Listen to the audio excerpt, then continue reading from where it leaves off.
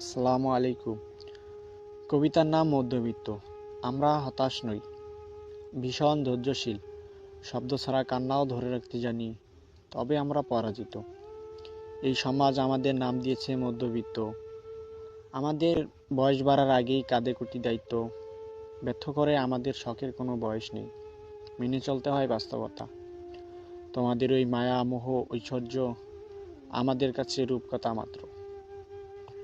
আমরা পরাজিত, হ্যাঁ। এই সমাজ আমাদের নাম দিয়েছে মধ্যবিত্ত। আমাদের স্বপ্ন দেখা বারণ নয়, বরং আমরা নিজেরাই স্বপ্ন দেখি না।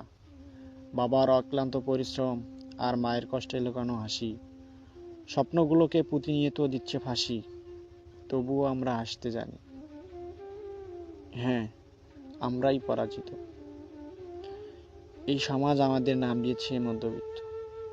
আচ্ছা, আমরা এই দোষ কাকে দেব? নিশ্চয়ই টাকাকে নয়, কেননা টাকার তো কোনো ক্ষমতা নেই আমার এই জীবনকে কেনার। আমরাই তো টাকাকে বানিয়েছি দেবী, আর হয়ে উঠেছি নিজেদের বানানো টাকার পূজারী।